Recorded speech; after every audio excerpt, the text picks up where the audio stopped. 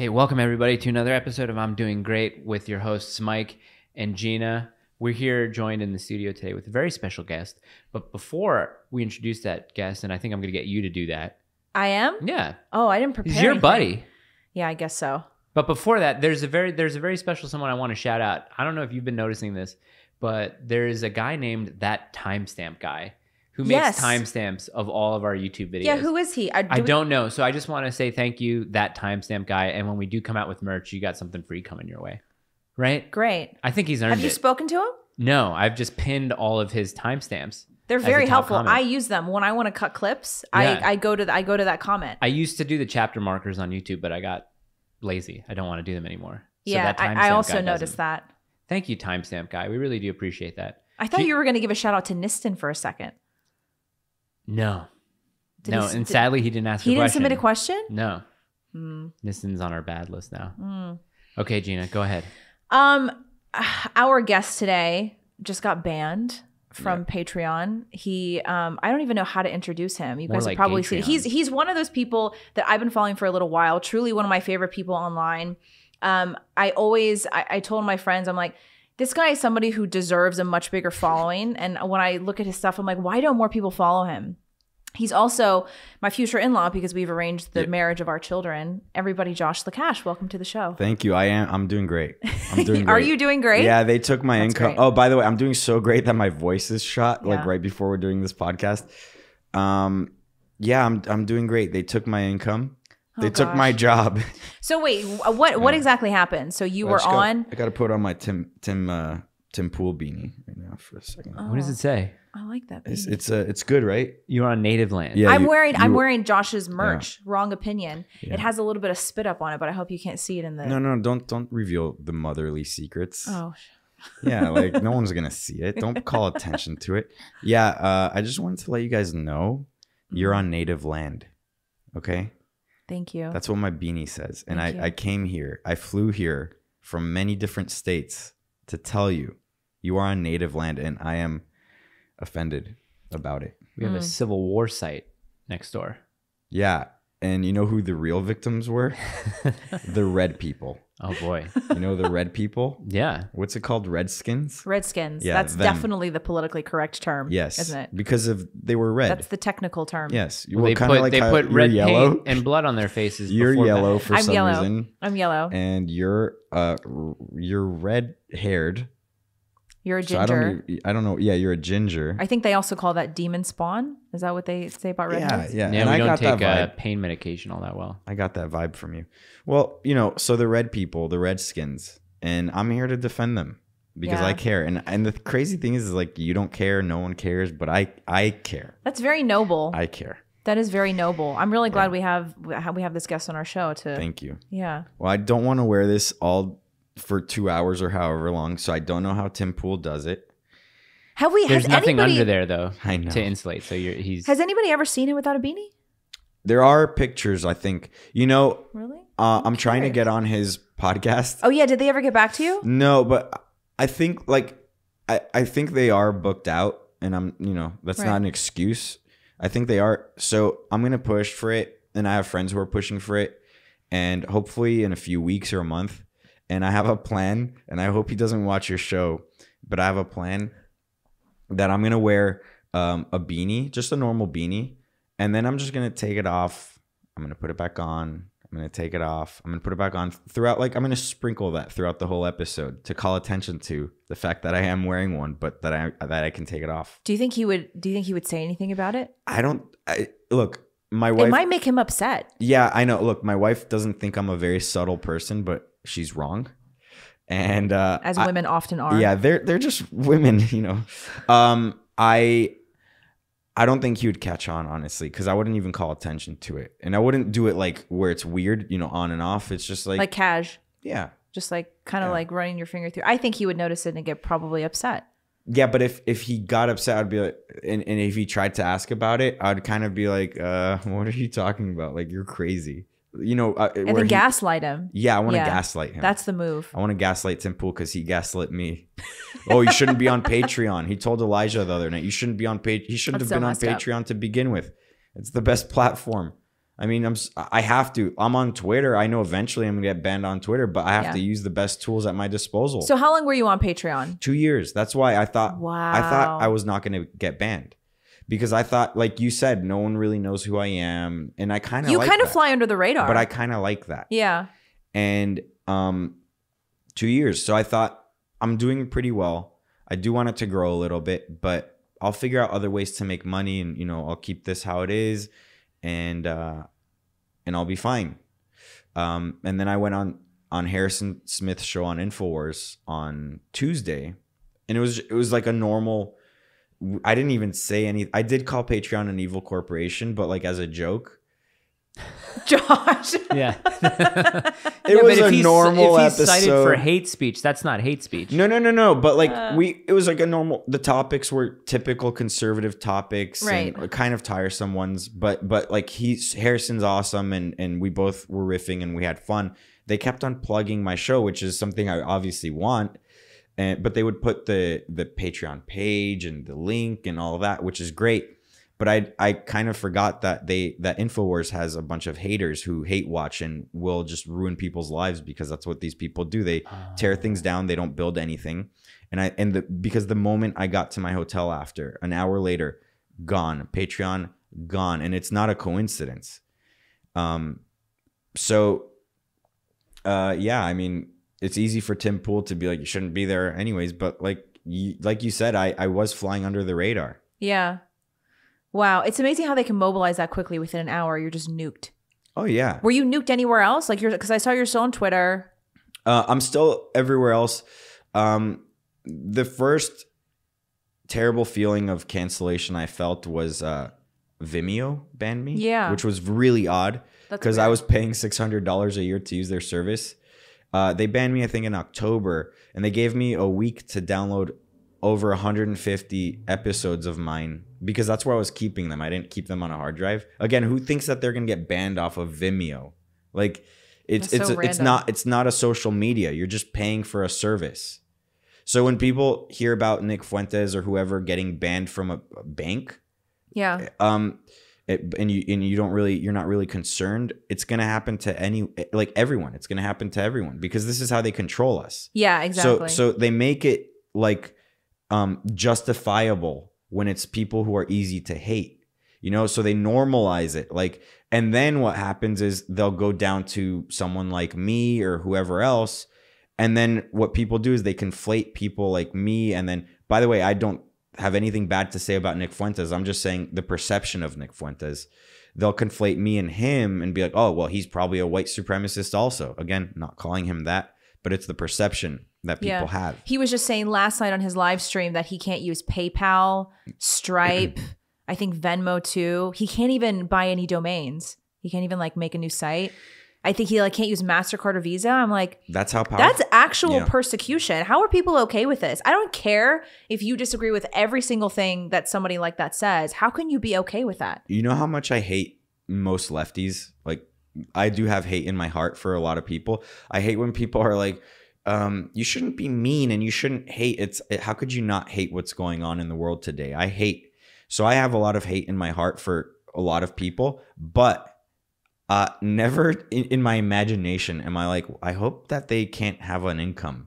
I hope that they can't have a job. I hope that they can't, or even if they stream for fun. I never think, man, Hassan Piker should be banned from streaming or Twitch or whatever. Like, I don't think that way. Yeah, because you're not evil. That's why it's not hyperbole to say that it's it's truly evil. They're just evil people. Yeah, no, and I don't think Hassan would even think that about anyone on the right either. He might be a little hyperbolic at times, but I think it's people who haven't achieved any level of success in their life that they feel the need to tear other people down when they are successful. It's this weird sort of loser projection. Well, the left is full of losers right now. It's the HR mindset. Like, in a company, this is a really easy to understand example for a lot of people, and you could use it in arguments. A company's basically filled with people who are building something, building a product or what have you, and their job is to build it and upkeep it. But every company, ever since they introduced women in the workplace, has HR. And HR is all about feelings and all about, being offended. And having seminars and and all of these things that have nothing to do with the work goal. Performance. Yeah, with the mission statement of a company. So that's the left. They are HR, and they don't know what it is like to build something. They don't understand. I mean, they literally do tear down statues. You know, whatever you think about a statue, they're usually beautiful. You know what I mean? Like no one's looking at a statue of this Confederate soldier and be like, man, fuck that guy. Usually people look at him like, yeah, that's kind of objectively pretty. You know, like no one goes on Wikipedia and like Wikipedia is some random general, because no one knows anyone from 200 years ago, and schools have been so bad, no one's going to know anything.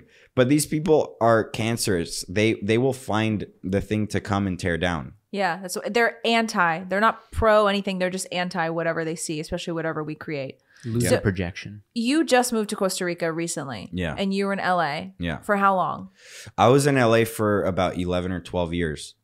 You're not from there originally? No, I'm from Miami originally. Oh, you're a Miami boy. Yeah. You know that song, that Will Smith song? That was the bane of my existence. Like I was 12 years old and I went to ice hockey camp in like Vermont or one of those states. I was gonna say countries. And then people are, oh, you're from Miami? Welcome to Miami. And I freaking hated that song. So I'm originally from Miami.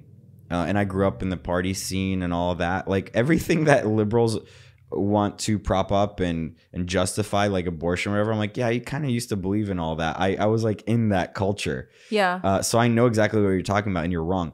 And then to like solidify my worldview, I lived in LA for 12 years and I saw it come crashing down, you know, even 10 or 12 years ago, it was fairly pleasant, you know. Things were political, but really people can separate those two. Social media was pretty small. It was in its infancy still at that time. Yeah. But when social media became more popular, people merged that fake reality with their real life, and it became one. And like when you see Ukrainian flags fly everywhere because that's the new thing, that's social media. That didn't exist before social media. It's literally training people how to be. So I've been in LA for a long time. And the crazy thing is I found my wife there. I didn't find her on an app or anything like that. At the time, I was working in a shared workspace and on an app, and I met her there. And we were kind of just friends, and we would hang out and whatever. And then my friend from high school who was working with me on the app in my company, he was like, "Who's that girl? She's hot." I'm like, "Yeah, she is hot." He's like, why haven't you pursued that? I'm like, I did, but but yeah, in my head, I'm like, yeah, you're right. I should, so it's interesting. Like I'm in one of the worst places in the world, Los Angeles, which it is kind of like DC, you know, the same mentality. Yeah. It is kind of hell on earth. And I meet a wonderful, amazing, smart woman, and we have a beautiful child, and we live in Costa Rica now. She's the cutest boy ever. Yeah. We moved in, we packed up out of LA in August, and we were in Costa Rica September, and we've been there since. And then that kind of goes back to what you were saying with no one knows who I am. Like the reason why I'm here with you right now is because a few podcasts kind of mentioned me. Like Elijah mentioned me, and he's like, yeah, I should have him on the show, but he lives in Costa Rica. And I texted him after. I'm like, dude, I can fly. I can come out, and Yeah. So I figured no one really, like people in our world, like we all kind of know each other, but definitely no one, the general audience doesn't really know who I am. And I'm not doing this to try to get famous. Like that's I went to InfoWars and I'm like, man, this is a massive, amazing operation, but I do not envy Alex. Like the fact that he leaves his house, people want to kill him. I don't want that. Yeah. But I do want kind of like a sweet spot. So I'm on this like lonely island. It's not an island, Costa Rica. And I feel like I do have to be out here and represent myself. Yeah. Okay, wait. I'll backtrack a little bit. When you met your wife, were you guys both conservative at the time? When I met her, it was Or did you force her to change her political beliefs, as men do? Okay, that's true because we're leaders. When I met her, it was a turning point in my life. and I wanted something more serious. And I started to realize you shouldn't go out with girls on Raya. I don't know if you guys know what Raya is. Mm-hmm. No. What's that? Is that a dating app? Yeah, but it's like special. It's a special one. Is it like an elite one? Yeah, you go out with famous people and stuff. Yeah, or like Instagram. The only way you can get it is someone sends you like a recommendation or like a code. Yeah, like dudes would hit me up. My voice cracked because I'm dying. Dudes would hit me Raya? up. Yeah. No, you're married. You have, no. I'm she curious. just wants to read about it a little bit. Raya. I never did the whole dating app thing, so I don't really know what's out there. Did you go out with anyone famous once or twice? I don't remember who, but I did. Because I don't remember who because I don't care about these people. Right. But I remember I went out with this one girl one time, and we had a pretty okay time. Like we just went to dinner, like nothing. And then she texted me right when she got in like her door. She's like, "Hey, I had a good time, but I don't think our brands align." I'm like, I didn't realize I was a brand. Oh God. She said that seriously? Not. Oh yeah. I wouldn't doubt that at all. It wasn't a joke. Is this exclusive to LA? I'm confused. No. It's like major LA, New York, big cities. Yeah. I mean, that mindset is pretty like exclusive to LA though. Right. Like, I get it. Our brands don't align. Someone told me once our stars, it's not in it. It's not in the stars for us. Yeah, that's like less gay. But it's pretty gay, Yeah. but that's less gay than brands. So at this turning point in my life, it's like, yeah, I've gone out with all these girls and famous girl, whatever, like, and I'm like, it sucks. It's stupid that you're not building anything. And again, it goes back to building something. Like we're always looking to build something, whether it's a family or a company or both. Yeah, that's what we do. So I made it a point that if I'm gonna go out with a girl, she has to agree with me politically, because at the heart of politics, it's philosophy, and we have to have the same philosophy. Like if you believe it's okay to kill babies, then we can't raise a kid together. It's not going to work out. Yeah, of course. So after going out with her, I mean, I knew she was a conservative, but that didn't pay attention to politics. And I'm like, yes, I like that. I like that she let me handle that. You don't have to handle that. But I would say pretty extreme things to her. Like, as an example, I do generalize, but it's to make a point. Like, all teachers are pedophiles. Like, I know all teachers aren't pedophiles, but we like to stigmatize the Catholic Church and saying that, like, oh, priests are pedophiles. The public school system, it attracts these types of people. So it's not just random libs of TikTok videos. Like, it in this day and age, it's attracting these type of people, very predatory people who are using this gay thing as a way to indoctrinate children. So I would say things like that. And she'd be like, I don't know about that. That's crazy. Or like I would say things like, I want to have kids, but I'm not raising them in California because California is, out of control. And I'd probably say a little bit meaner. And she kind of didn't align. She didn't really agree with me. And then when the BLM stuff started to happen, I lived on Crescent Heights and Sunset Boulevard, right near the Laugh Factory and Greenblatt's Deli, like a really famous area in West Hollywood. When the BLM riots were happening, they happened 4 blocks away from me, on Fairfax, where stores were being broken into, fires, cop cars lit on fire, everything was flipped over. And then even a few weeks after that, there was massive marches of 30,000 people on my street. And I was standing outside of my building armed, even though you're not allowed to in LA. Like I had a gun on me, concealed. And I had a bat in my hand, just ready to go. People in my building were looking at me like, you're fucking crazy. And I'm like, how do you not see what's happening? Like, look at all these people. And they're angry about the dumbest thing in the world. So they're ready to go. And we just had riots 4 blocks away. How are you so oblivious to what's happening? I mean, that's part of the leftist mindset too, is to be oblivious to reality. And when she saw that happening, she was like, okay, you're right. Another example is that when I first started to do my podcast, it was under a different name and it was free. And it was first, I was starting a brand and I thought, oh, maybe I'll do a podcast that'll attract the young audience I have. And I'd give them life advice and answer questions. And then when it started to get more political, I would bring up the gay stuff. And this is like 2008, 17 or 18. So if you're not paying attention and you watch Fox News or whatever, you probably aren't aware that it's happening. And now it's the mainstream, but this is like 5 years ago.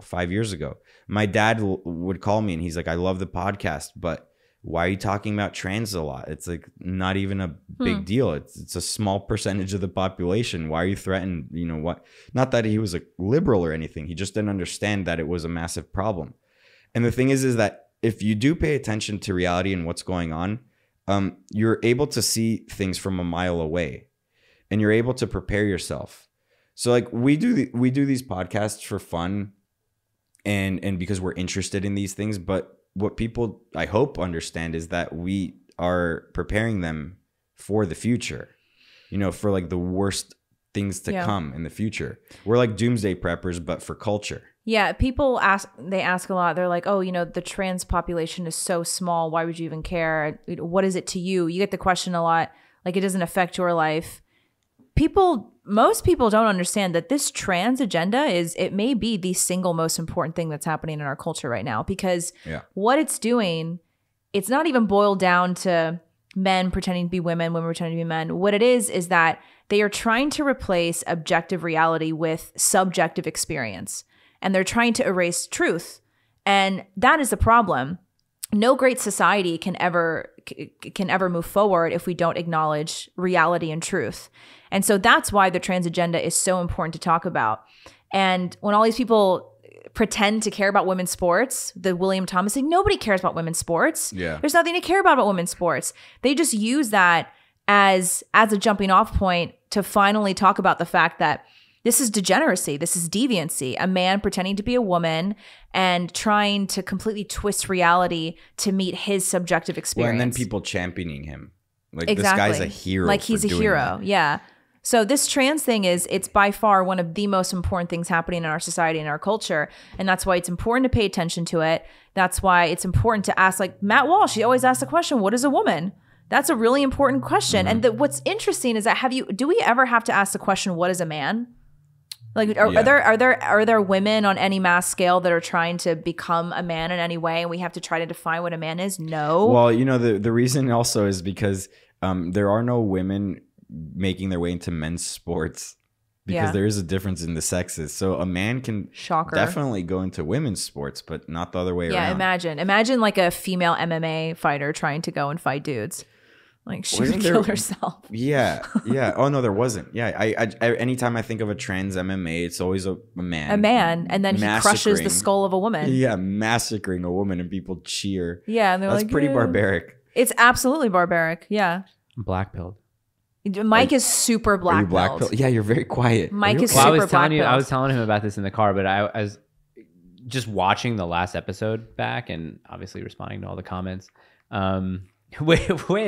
Which new rule, if I fuck up from here on out, it's completely on me.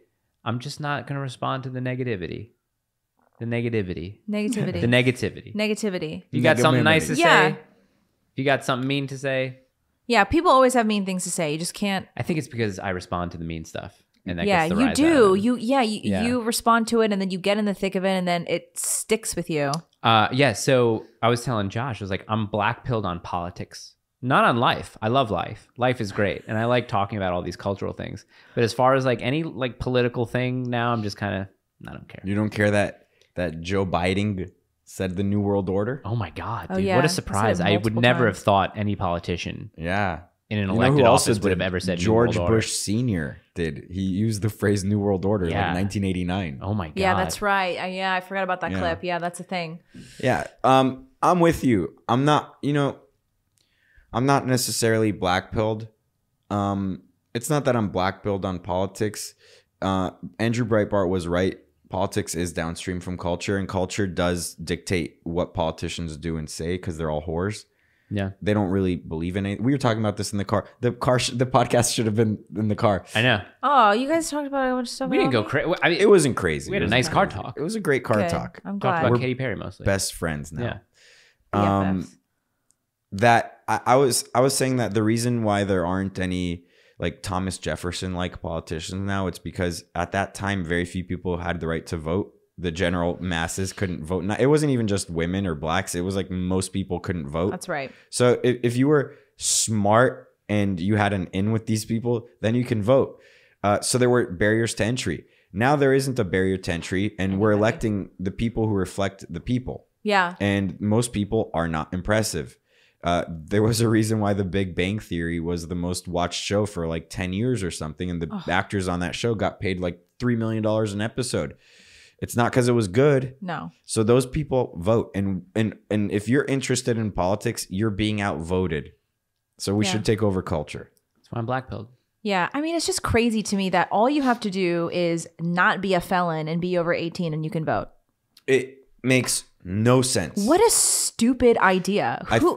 Yeah. Like, and I tweeted this. I said, universal voting rights was a massive mistake. And somebody was like, so admit it, you're a fascist. And I'm like, you just proved my point. You just proved my point. That's how fucking dumb you are. Like she was serious too. I looked on her profile. She's totally serious. I'm like, you proved my point. The fact that you think this is fascist means that you should not be able to vote. Yeah. It's true. People are idiots. People are retarded. The mass populations, not people who watch the show. I told you one would come out. Yeah. Yeah. What? Retarded? Yeah. Oh. I'm just wondering how you guys aren't banned off of YouTube.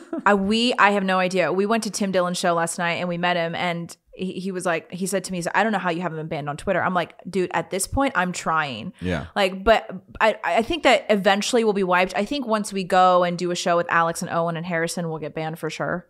Yeah. But I was telling him, I was like, maybe. I don't know.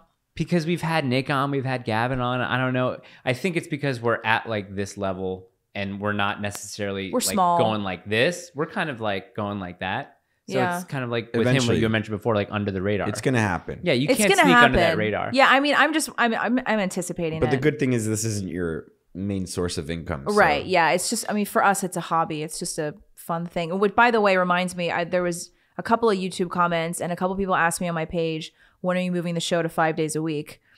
And I just want to answer that right away and say, not anytime soon, if ever. We do this twice a week maximum, like sometimes once a week. And sorry guys, but I don't want to spend any more time on this because I'd rather be spending time with my child. The potential to do this full time is there, obviously. But full time in the way of like this is what we do. I mean, especially for me, like this is something I could see myself doing full time. This is your dream job. I mean, yeah. I see it. I see the glimmer in your eyes. You're happy. Yeah. You're happy. I'll say this for the people who watch us, and thank you for watching. Maybe in a few years when my daughter's old enough, when she like goes to jujitsu or a piano lesson multiple times a week, and I have a couple extra. I mean, those are her two mandatory. She must do jujitsu and she must play piano. Yeah. But like when she gets a little bit older, and once I have some like free hours where she's off doing her thing, maybe we'll film more. But for now, But I don't even think that we have to do that to have it be considered full time. You know what I mean? Does that make any sense? Like, we don't have to be doing this 9 to 5 every day for it to be full time. Like, we can. I think if you guys can generate an income like how I had on Patreon, it could definitely be full time. How often would you post on Patreon? 2 to 3 times a week. See, that's solid. So it's definitely doable. Right. I think so. And then they ripped that away from me. Yeah. Did you know that? That's why we're not going to be using Patreon. Did you know that they want my child dead? Oh, Jesus. I know. I mean, just even saying those words. I am not even exaggerating. That's kind of what it is. My friend thought I was exaggerating. My friend was like, "Dude, calm down." When I said that on InfoWars with Owen the day after because they invited me back on. Yeah. And I'm not joking. If you don't want me to be able to have an income, because in all honesty, am I hireable now? You know, I'm not anonymous online. Yeah. This is my face. Everything I've ever said is somewhere. You know, I'm not hireable. So you basically don't want me to be able to support my family. No, they actually want you dead. That's not hyperbole. They want us dead. Look how they respond when, somebody gets sick with COVID on the right. That's a good point. They want us dead. We're not exaggerating. We're not being dramatic. They want you dead and they want your son dead. And then they laugh. They laugh. They're very comfortable in their worldview. Because for us, again, with everything we do, it takes hard work to not try to contradict ourselves, to be pretty consistent, to really look into why we believe certain things.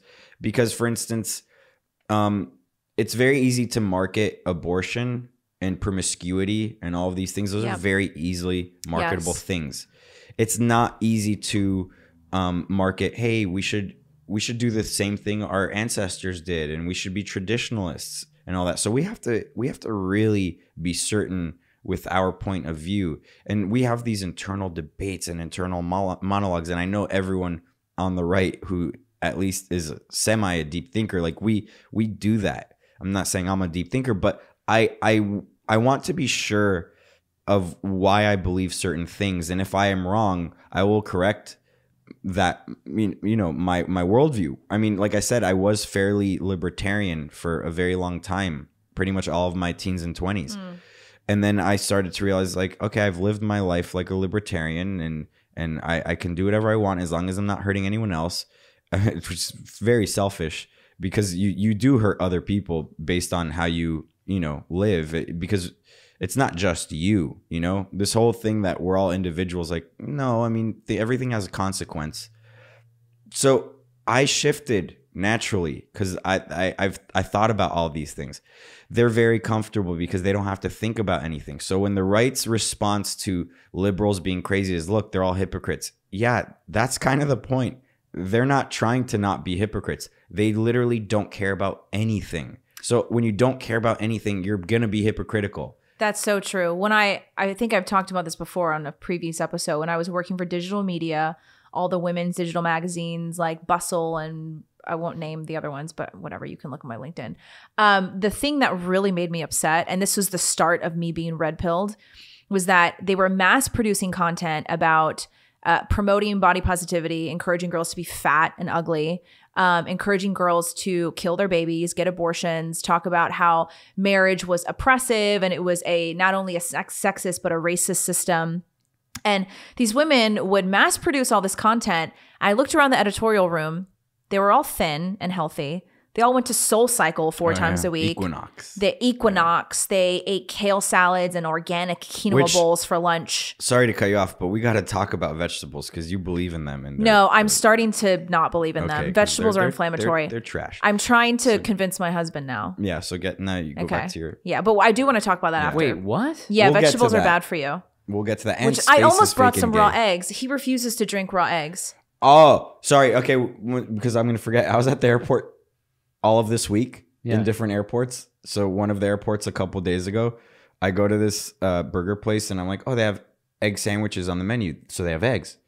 And I go to the guy. I'm like, hey, I know this is weird and I'll order a burger also, but can you give me 8 raw eggs? And he was like, no.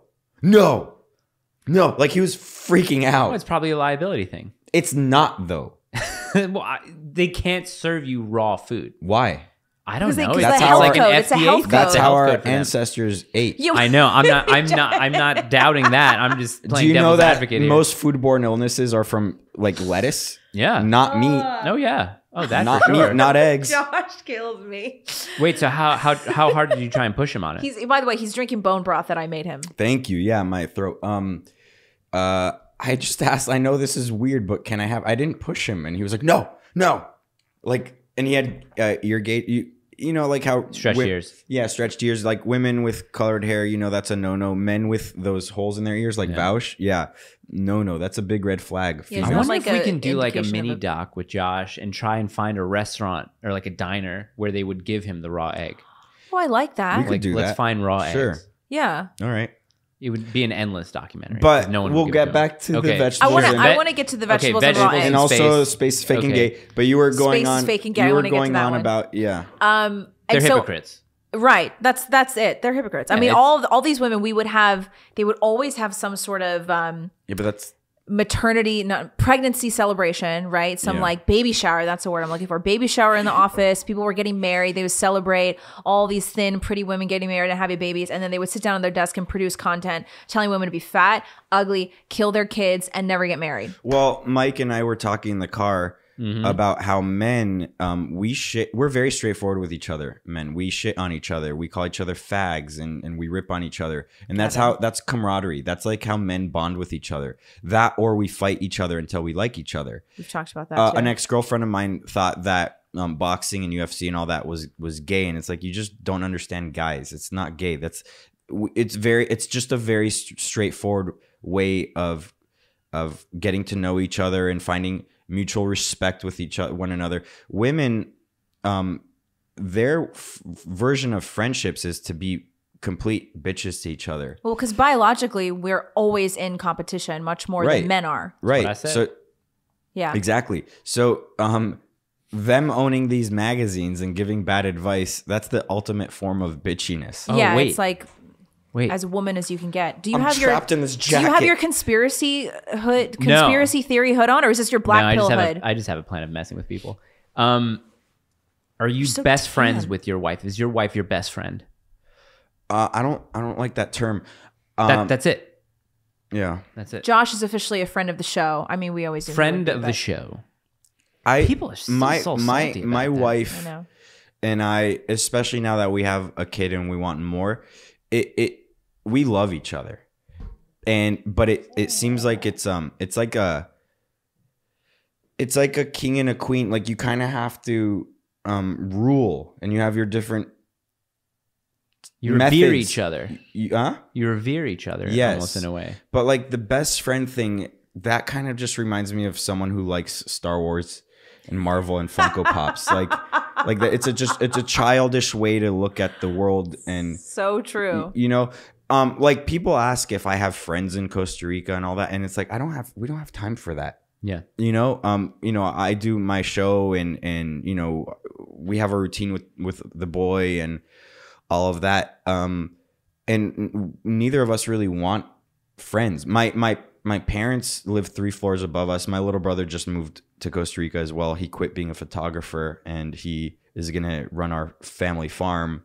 I don't look at them as friends, you know, but I love them and we have fun together. But like the thing is that this is what it is. Friends means no high stakes. So like, friends come and go. The average lifespan of a friend is like 5 to 10 years. You do have lifelong friends, but they basically become family. They can do things that upset you and you say you motherfucker or whatever, but you have a stronger bond. Friendships are frivolous, superfluous, you know, they're throwaway. That's just how it is, especially nowadays. So when people are like, "Oh, my wife is my best friend." Oh, so you're not that serious? What I say is, like, not that serious. Okay, so she friend zoned you and you guys aren't having sex. Like, that sucks to be you. Yeah. Oh, Mike's, what's that? Okay. Nothing. What are we up to next? Raw eggs and vegetables are bad for you. We don't have a list of things. We're having a conversation. Yeah, exactly. Why don't we do questions in the middle? Because I think this will be an easier way to form like organic conversations around the questions. Okay, we've gotten some good questions. Oh, really? We've gotten a bunch of them. I mean, Niston hasn't offered anything. Did Joseph Ramos submit a question? He's another good friend of the show. I don't know. A friend. He's a friend. Here you go. Ready? You ready, Josh? These are for you. Okay. Me? This comes from Roxo.Monty. Is that his real name? Roxo? It's his Instagram name. So like his real name? Maybe his real name is Roxo. It's now Niston's real name was Niston. Instagram's more real than real life. So yeah, that's his name. Oh, my hood fell. Okay. What do you miss, if anything, about California? There are a few friends I do miss. Mm-hmm. There's this famous writer. If you know who I am, you know who it is, but I don't want to name drop. And I'd go to the movies with him every weekend, and we would kind of just see anything, and I would like to hear his point of view and why because he's very smart. I miss like that. I miss being able to play ice hockey, which I haven't been able to do since before the fake pandemic. Mm-hmm. So I haven't played ice hockey. I guess I'm done until I teach my son, because he loves hockey. Because he's 13 months and I watch hockey. I guarantee you he doesn't know what's happening, but he knows what it is and he loves it. It's one of his first words. Oh, wow. Yeah. That's cute. Well, he can barely say it, but I know that's what he's saying. What was your favorite movie theater in LA? ArcLight, which doesn't doesn't exist anymore because it closed down. Wait, ArcLight, ArcLight went under because of the pandemic. Really? Yeah. That was a great theater. Yeah, the best. No commercials. No. It's super expensive, but worth it. So at this movie theater, I don't know if they do this at other movie theaters, but a guy would come out before the movie and you go, hey, welcome to ArcLight, everybody. So this movie's about this, directed about this, starring this. Yeah. Stick around because we might have they would have scheduled Q&As, but sometimes it'd be like, stick around for this happening after. Yeah. I remember I was watching a stupid King Kong movie there, like one of the one with Brie Larson, who coincidentally I know, she's a bitch, and in the front row Brie Larson has heavies. What? Nothing. Does she? Yeah. She what? Look it up. I thought she didn't. Yeah. I think so. She has big boobies. Oh, she got a nose job. Didn't they all? Like we're gonna have to cut this off. No. I remember. I remember. We were FaceTiming. This is like 2010 or something. We were FaceTiming, and I'm like, "Oh, why do you have bandages on your nose?" Oh, I had a deviated septum. Oh, okay. Yeah, deviated septum. That's whatever. Besides the point, I was watching one of those King Kong movie with her in it. And in the front row was Quentin Tarantino. Like, where do you get that experience where the guy sitting in front of you is Quentin Tarantino by himself? Really? Just watching this stupid movie. Yeah. So it was really cool. It's a very LA thing. Yeah, I mean, like I liked playing ice hockey and going to the movies. And there was a few friends. And the gym I used to go to, I'd always go at the same time. And it's like a class type of thing. So everyone that went was my friend there. What gym? Like a CrossFit gym. I know that's a problem with Ryan Ketsu Rivera. That was another question for you. He submitted a question. Why doesn't Josh lift? Why does he do CrossFit? I love that. First of all, I don't talk about CrossFit like how fanatics do, but I love that people who shit on it have no idea what it is. Like, you do lift. It's Olympic weightlifting. Yeah. Have you ever done it, Mike? I had a massive CrossFit phase. I was like such a CrossFit junkie. Huh? Nazis do CrossFit now. Oh, well, working out is, if you care about how fitness is fascist. Right wing. Yeah. Yes. If you care about physique, it's you're a Nazi. Which definitely. I should warn my grandmother that the Nazis are back and I'm one of them. What people are so, it's insane. It's imagine like wanting to be healthy, wanting to work out. If that's your thing, but you're a Nazi. Yeah. But let me defend CrossFit for a second to Ryan. Yeah. Ryan, wherever you are, Ryan. It's Olympic weightlifting. That's you lift heavy. That's why I don't understand why people shit on. Like, but you actually lift heavy. Okay, so that's the heaviest I ever lifted. But it's lifting with. Is it with like HIT involved? No, it's. I'll let Josh explain because he's currently doing CrossFit. I don't know what HIT is. High intensity training or like high interval. HIIT. He means HIT. He means.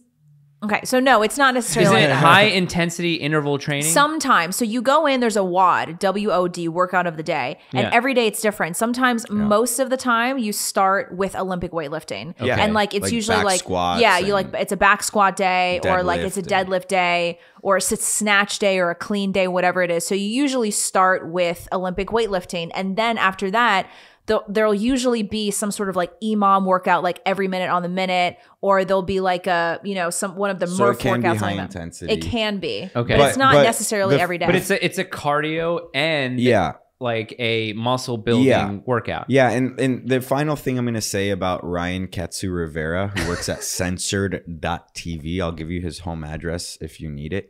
We'll put it on the bottom. Yeah, we'll put it on the bottom. Is that I'm not a fag, so. I don't, he's a gym rat. He's a gym rat. He goes there. He takes videos of himself at the mirror. Does he do like the bodybuilding split kind of workouts? Yeah. The belts? He's there. He's there for 2 hours. He's at the gym for 2 hours. A lot of the filming in the mirror and fucking curls and glamour muscles and all that. And the boy's getting yoked. He's getting ripped. But I'm not a fag. I don't like to video myself at the gym. I don't like to stay there for 2 hours. I don't have 2 hours to kill at the gym. What I like about CrossFit is it's also very quick and you go in. Time efficient. It's time efficient. You go in and you go out and you get out and you go on with your day. So look, it's fine if you're a fag. It's fine if you go to the gym and you're there for 2-3 hours. You think and you imagine yourself as Arnold Schwarzenegger, and you're just you have all these fantasies. It's completely fine. It's just not my life. It's just not my life. He asked the question. We didn't bring this up randomly, so Oh, it's not an attack on Ryan. He knows he's gay. Another critique of CrossFit. I watched Matt Walsh once watching Marjorie Green Taylor. I always get the last two. But Matt two. Walsh is skinny fat. Yeah, but he was watching MTG do kipping pull-ups, and he was like, "That's so bad for your shoulders." I'm like, okay, you guys are retarded. If anybody, just that phrase, "That's so bad for your knees," that's so bad for whose shoulders, whose knees? Like, if you prep your shoulders, if you prep your knees, your knees should be able to go over your toes. Your shoulders should be able to accept load in some sort of moving capacity. And so, like, that's the thing about CrossFit. I mean, I haven't done it in years, but I will say this, especially if you go to a good gym, they focus a lot on mobility. Oh yeah, in a way you that stretch a lot, and the warm ups. And I fucking hate warming up. Now that I work out alone in Costa Rica, it's 90 degrees, but it feels like 110, and it's super humid. I don't warm up, and my excuse is I'm sweating by the time I enter the gym. But it's a weird. You brought up Matt Walsh. It's a weird thing with the conservatives too, because like Tucker would make fun of Chris Cuomo for working out. And I'm like, yeah. And I'm like, dude, that's like, there's a lot to make fun of him about, but working out's not one of them. That's kind of weird. I've never, the only critique or criticism I've ever had of people working out was the narcissistic aspect of it as far as putting it on social media. But that's really it. But that's everything. Yeah, that's everything. Yeah. So, Yeah, I mean. Well, I stopped like filming videos at the gun range for the most part. Like, I still do them, but I won't upload them. Have you noticed how with gun ranges and shit like that, women always make everything about them? Like they did take over Twitch, and they did take, like Twitch was for video games. They took over Twitch, and I don't give a fuck about video games because I'm 35. And I'm sorry if I offended you, Elden Ring fans. Is it Elden Ring or Elder Ring? I don't know what you're talking about. It's just a thing I see a lot on Twitter, and I know that's popular. But women insert themselves into everything, and then they make it about themselves and how hot they are. Like the. It's so true. It's so funny. It's so weird. Wait, but like relevant to gun ranges? Yes. There's this famous gun range where it became really famous because only celebrities can train there. Oh, Terran Tactical. That one. Yeah. And that guy has all these the girls, the gun bunnies. All those girls. Gun bunnies? And they're famous. And they're famous. And they're known for just being really hot. And they have fucking guns. And you know that these lame conservative dudes, probably boomers too, like jack off to these women. And like, but it's a marketing thing too. Sex sells. Yeah, it does. But women, man, you guys got to get your shit together. I mean, men too, but the fitness thing. It's like women, you can't work out without slapping it online, like putting it on Instagram. Yeah. But like he said, that's with everything. Yeah, we have a chicken coop now, and we put the chickens on social media. Yeah. I mean, I think most people would rather look at the chickens, to be honest. Are they hot chickens? Yeah, we have one named Cholula. Oh, so you know she's Where are like my Colombian eggs? Or something? They're not. They're producing like. Oh, wait. We were talking about eggs, and you're shitting my freaking raw eggs, and you didn't bring me eggs? Come on. Oh, yeah. I was actually going to remind you, because there was a video that he did the other day where he just cracked open the egg. And oh, he does it like Jay. He just cracks it, Jay no does glass. That? Yeah, remember Jay said he just cracks right. it over? Sometimes. You put it in a glass. No. Well, I was at this farmer's market in LA on Sunday. Pies the eggs in front of them and then just cracks it. Oh, yeah. I did. It was because it's funny. Yeah. How many eggs a day do you eat? Well, slurp? I've been traveling, but I try to do minimum 12. Like, do you beat them? No. Or do you just... no beat. Yeah. So CD Thomp wants to know if you sun your testicles. Ask Josh if he suns his testicles. That's kind of become a meme, the sun your balls thing. Yeah, or the sun your butthole thing. Yeah, that one's a little more gross to me. There is, and I hate science, but there is science to back up the sunning the balls, which I don't do because, like, who has that kind of privacy? Does it keep them warm? Does it keep the... It ups the testosterone. Okay. It's the best place for a man to expose himself to the sun. Yeah. To pure sun rays, though. You can't go like white light on it or something. No. Pure sun. Yeah. and that will up your testosterone levels. The second best place is your chest. So no, I don't do that because I don't have privacy, and I'm surfing like 4 or 5 times a week. So you're sun the chest naturally. Sunning the chest naturally, and it does help with testosterone. Yeah. Comrade _ Lacroix. I don't know if this is directed at everybody, but it says, "How the heck do you guys finance the podcast?" I mean, it's our own money right now. Yeah. Yeah, and you guys get free content. You know. What do you mean? No, it's your podcast. Right. Like you're getting free content, and you guys complain all the time. I'm assuming we do. No, they complain to you, like they say mean things and. Oh yeah, it's free. It's free. No one's forcing you. It's There's free. no paywall. Yeah, there is no paywall yet. Yet? Did you say yet? Oh wait, no. Niston did ask a question. Niston. Okay, so Niston, here you go.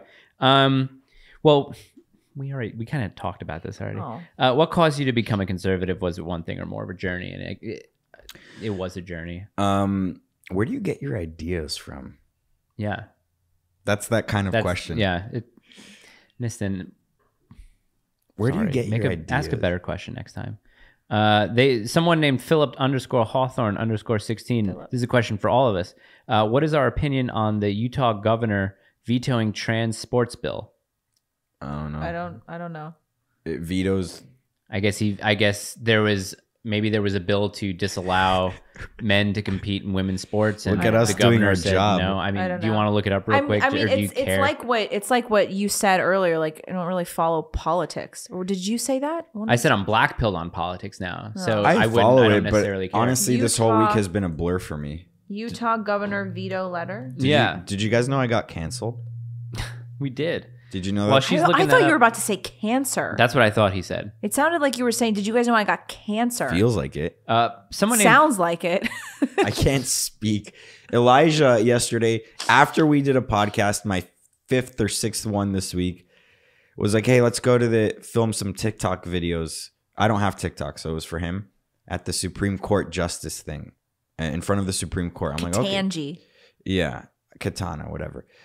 I was like, yeah, okay, I'm down. I have nothing to do. I'll go kill time with you. And then he's filming his thing. He did like 6 takes, no script, but he's memorizing something. I'm like, oh, that's good. And I go, it's funny because like I'm pretty off the cuff, and you try to remember the things, and I don't give a fuck, and I don't remember specifics. And then he's like, oh, yeah, let's do one. Let's go across the street to the Capitol, and you'll film one. I'll just tell you like, remember this, and then just riff. So he told me to talk about HR 2116, which it's like black people hair is okay now, which they passed a law basically like that. I don't know. Like, what do you mean? Like you can have a fro in an office, or like you can wear a do-rag at school? Yeah, I think it's something stupid like that. You look it up. It has to be as dumb as that. HR what? HR 2116. And you know that because you've said it. Because he made me memorize it so many times. Yeah. So I went in front of the Capitol, and he's filming me doing the TikTok, and I'm riffing, and he goes, "That's funny, but like you add this and what does it say?" I can't even say it. Creating a respectful and open world for Natural Hair Act of 2022. Yeah, and it was passed. They're protecting black people hair. Wait, what? I told you I'm not kidding. It's real. Wait, what? What is? Read it. Okay, I'm gonna try and get through it. Put it up on the screen. I'll put it up on the screen. Yeah, for sure. Creating a respectful and open world for Natural Hair Act of 2022. Wait, this passed through the House? Yeah, or it's been signed already? I think it's been signed, but it passed through the House. This country is not wait, serious. No, you read what it was, but what is it? Like, what are the bones? Okay, this bill prohibits discrimination based on a person's hair texture or hairstyle if that style or texture is commonly associated with a particular race or natural origin. Specifically, the bill Specifically, the bill prohibits this type of discrimination against those participating in federally assisted programs, housing programs, public accommodations, and employment. Okay, so it hasn't been applied to private business, correct? Right. It just seems like federal housing authorities. Still, it's pretty fucking gay. So what if you're white and you have dreadlocks?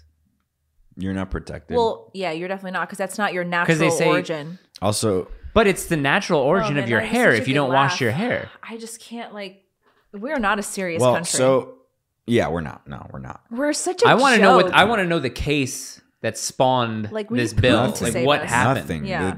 Nothing ever happens. They create these things out of nothing, and it's actually pretty creative. If you that sounds like one of those things that James Lindsay did, where they write some fake study, have it peer reviewed. That's right. That's what that sounds like. Yeah, it does sound like that. Oh, that so was a good laugh. Yeah, I'm doing that video, and then Elijah. This is like after 5 podcasts this week. He's like, yeah, that's good, but try maybe saying it like this, and then also we're outside. Just be loud, yell. Like so he's yelling the whole time.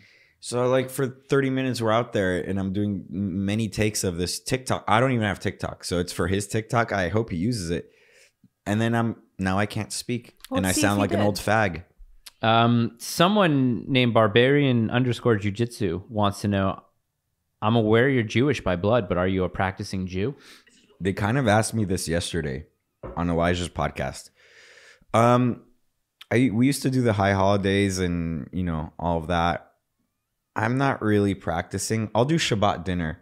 The Jews get a lot of hate, but white American Christians need to take note on one thing. I do have something to gripe about. I have a gripe on them. I have a griper on them. On Jews? No, on Christians. Okay. Americans have become... We'll direct it that way. Americans have become all too comfortable throwing away their old people and putting them in homes and doing this thing called a family reunion. What the fuck is a family reunion? You should be with your family all the time. Jews have something called Shabbat dinner. It's like Thanksgiving every Friday night. So we do try to do that. I do like that. But it's not like I'm practicing. I'm not Ben Shapiro or anything. I'm not a neocon like Ben Shapiro. But I think that Christians in the United States, they talk about family and the importance of family and tradition and all that, but they've really embraced this notion of the nuclear family, which I completely reject. The nuclear family. It's a relatively new invention. We used to have the what's it called? Intergenerational living. The generational family. Yeah, intergenerational living. Yeah, where massive fan of that. Everyone lived under the same roof. And you wouldn't be able to convince people that the elderly in their family were useless because they had a place in the family. They were important, especially with helping raise kids and all that. And then they wouldn't be able to convince people to put their kids in daycare or anything like that. Literally everything that exists today is because of the nuclear family, where you started to... They balkanized the family. I mean, they totally shattered the family in the United States.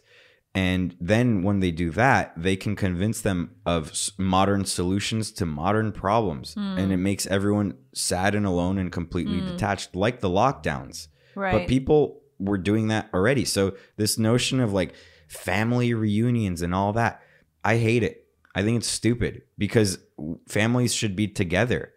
And when you separate the family like they have, then it's easy to indoctrinate people and convince them of the things that we're all complaining about. So conservatives hold the nuclear family. They revere it because of old advertisements that make it seem like suburban lifestyle is the best, and we should all be, it's a mother and a father and 2.5 children. Like that's the average household. And no, it used to be like 15 people in a house. Yeah. And that's how it should be. So a lot of people like to shit on the Jews, but hey, we still do Thanksgiving dinner every Friday night. So I'm not a practicing Jew, and I do understand why people are Jew haters and all of that. Like I totally get it. They do run a large portion of the world, but there's a whole reason for that. And it's that's one of the reasons why they're so powerful and successful, is because they've embraced intergenerational living. Asians are very similar to that. That's why Asians love Jews. Because I mean, my parents moved in with us when we moved here. Like my wife's half Japanese. Is she? My husband's half Japanese.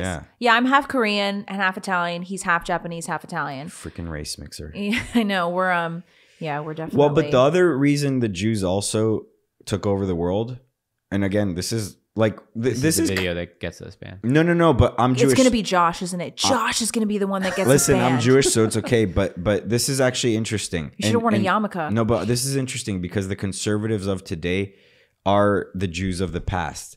And I'll get to my point in a second. When you have, thank you. This is my yarmulke. When you have people like Ben Shapiro call other people anti-Semites for like saying something like that, the Jews control the world and they run the banks and for some reason they run all the porn industry as well. Oh, I didn't know that. It's because we run everything. And the reason is, I mean, like Ben Shapiro shouldn't complain. You shouldn't call people anti-Semites for stating the facts and reality. And the reason is because throughout human history, Jews have been blamed for a lot of things and chased out of pretty much everywhere and persecuted and killed. And when you have to be kept on your toes for thousands of years, you're going to become very savvy. You're going to become very savvy, and you're going to figure out ways to solve problems. And when you're in a sticky situation, you're going to figure out very quickly how to get out of it. And you're going to be able to outmaneuver people trying to kill you. And hey, conservatives, Christian conservatives, everyone, we're the modern day Jew. We are smarter than the other side because, first of all, we're objectively right. And we have nature and God on our side. We are objectively right. But also because we're being persecuted on all fronts every day. So I sympathize with Christian conservatives. And this is a Christian country. But you guys have to stop throwing away your old people. Yeah. Stop putting them in old age homes. Embrace the family. I never really thought that the nuclear family was inherently exclusive of intergenerational living. Because we've talked about this before. I'm a massive fan of intergenerational living. Yeah. Like that's one of the reasons why our life is so rich and full of so much love, and it's just better to have all the family together. Like my husband and I intentionally bought a home that was big enough to where my parents could live upstairs, and like it's good for my daughter to be with her grandparents a lot. Like it's good for her to have a lot of different people that she's communicating with at such a young age. But I guess I never really thought that nuclear family is exclusive of the intergenerational living, but it makes sense because that's like the whole white picket fence suburban living. It's a marketing term, right? Yeah. It really is what started to separate people from one another. I mean, in these white picket fence neighborhoods, you do not know who your neighbor is. Yes, like exactly. You don't know who lives on the There's other no sense street. Of community. No, I mean, those are really a product of the invention of the automobile. Like, they wouldn't exist without the automobile. Before that, we had human-scaled cities, and then the automobile paved all of that away for the highway, the freeway system, and all of that. The nuclear family is a scam. It's not good. It's not conducive for humanity, human nature. It's not a good environment for that. Wait, now that we're talking about Jews, can I insert a question? Sure. Yeah. Oh, another thing I did want to say about the Jews too is that the religion is really hard. And it wasn't very marketable back then, and that's why Christianity is a lot more popular. You can eat pork. You didn't really have to learn. You didn't have to read. Yeah. Jews emphasize like the Jewish IQ is high because for thousands of years they emphasized the importance of learning and studying. Like to this day, go to Fairfax and Pico or whatever in Los Angeles. And it's all Jewish neighborhoods, and they're kind of poor because they don't really have jobs. They just learn all day. Like even in their 30s, they're just studying all day in yeshiva. Mm-hmm. What's your question? Oh yeah, what was your question about Jews? Why? Am I allowed to? The question about Jews. Why? The Holocaust? Are we allowed to talk about that? Yeah. Get banned? Yeah. No, we can talk about because that's one thing that Are you about to deny it? I'm asking him to deny it because that was one thing that I wanted to talk to Nick about, but we just he won't get into that. I think he wouldn't have gotten. You think he wouldn't have? No, and I think that with Nick, and I can't speak for him. For some reason, the young groypers and all of them, I think that they gravitate towards the Holocaust because they know it's gonna get a reaction, and so anything that gets a reaction is funny. Like saying the N-word, it's funny because you're gonna get the reaction. And I think that seeing how triggered Jews get when they bring it up and like they just keep taking the bait on it, they're going to keep trolling. So I don't think that they really have a real opinion on it. And whenever it's Nick, it's like he's reading super chats or he's reading. Well, because that's the conspiracy theory. I mean, not just him. I've heard other people that I know. Inflated. Yeah. Yeah. I don't know. I mean, definitely over 1 million Jews were killed. I don't know if it was 6 million. I can tell you that my grandfather, who's dead now, he had like 10 brothers and sisters, and so they were 11 or something like that, and he was the only one that survived. They all died in a concentration camp. He didn't, because he's like, hey guys, we gotta get the fuck out. And I mean, but think about it, it's like, it's interesting because he survived because he was smarter than they were and more tenacious, I guess. Like, we gotta get the fuck out, you know. And how did he get out? No, it was when he was allowed to get out. You know, like there was a point where you just couldn't leave, but he saw it coming. So the interesting thing is, it's kind of like the animal kingdom in general, like which because of modern society now and the modern comforts, like and the fact, like, everyone gets to vote. We're going back to that, and everyone's looked at as equals. Modern society rewards the dumbest, and you know, like the labor of smart people who invent medicine, for instance, it benefits like the people who probably would have died off. And, you know, like the Jews throughout history that did escape and did figure it out. And like, those are the smartest people trickling down. Like Jewish people are 13 million people in the whole world, I think, something really small. So it's like all these things happen throughout history. And what you're seeing is like the smart ones, because they're the offspring of the people who survived all those things. So it's kind of like the animal kingdom. Like it's survival of the fittest. Like, but the sad thing about modern culture and society and comforts is that it leveled the playing field, and this is the result. I mean, the fact that we're surrounded by millions of retards, it's because of the inventions of smart people, and it's to our detriment. And I'm not like a Bill Gates type that's like, hey, the world should only have 500 million people, and the vaccines, we need to make vaccines to kill everyone because that's what they think. I just find it interesting, like that, you know, their inventions create this environment. And, you know, I went all over the place there, but the numbers of the Holocaust, I think it's irrelevant. Many people died. Yeah. And I think that's really the only thing. I don't know. What do you think of Funko Pops? I don't know what those are, Wait, but Dirty what? Dan 402 wants to know. Did you say Funko Pops? Yeah. So I always use those as examples of people who soy jack with their mouth open and their eyes like this. Like that. Or like, yeah, the meme. The meme, soy jack, yeah. Funko. They're just plastic toys that are of anything in pop culture. Hence pop. Like there's Marvel Funko, but there's literally anything. Those the things with the big heads? The big heads. Okay, yeah. What do I think about them? I think like anything else, they're retarded, and the people who like them should die in a concentration camp. Well, like Dirty the Jews. Dirty Dan wants to know. I have to be sure to ask you about the bird, which is the bald eagle. Yeah. Yeah, Gavin. James Dobler, we answered your question. He asked two questions, and one of them was, what's it like restoring a generational family? So you've kind of gone back to that, where the multi-generations are living in the same building. I mean, my dad lives 3 floors above. Honestly, it makes life so much easier. Yeah. And that's how we evolved. Like this notion of like parents running around and everything's in disarray and all of that. That's relatively new. It was never like that. And people think that that's normal, and it's not, you know? And we got daycare and the sitter and who's going to watch the kids. It's like someone was, first of all, also, you know, kids would run around in a field. Like no one watched the kids. Daycare is such a, I don't know. Again, it attracts a certain type of person. Yeah. Very bad people will work in a daycare. Yeah. I just don't know how you could. Communion Gothicus wants to know if you think the earth is flat. No, but I think that it's an interesting conspiracy theory. I always was wondering, like, I've always wondered, you know, I think 9/11 was an inside job, but if you don't think that, that's fine. But there is a motive, right? Like there is a motive for 9/11 to be an inside job. We got into 2 wars and Homeland Security and TSA and all of these things, and, you know, a lot of money. I don't know what the motive is. What's the motive for flat Earth? Yeah, I don't know what the motive is for the flat Earth. Now, there could be.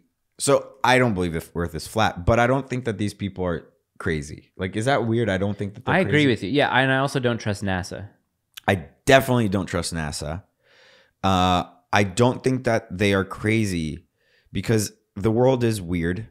and we can't trust the people who are the arbiters of truth, and we have to find ways to make the world make sense. Now, where the conspiracy theory might lie is that part of the flat earth theory is like something to do with Antarctica, like the ice wall. I don't really know much about it, but there is something to do with Antarctica.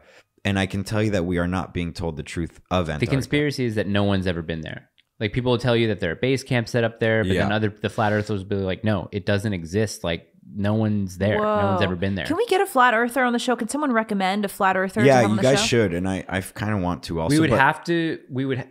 I wouldn't want to just talk to a flat earther. I would want to get someone from like Vanderbilt and be like, okay, I want you guys to have a discussion. We're your audience and we're kind of moderating this discussion. But I just don't want to hear one side of the flat earth thing. Like, I would kind of feel like there has to be. You're afraid that you're going to believe it.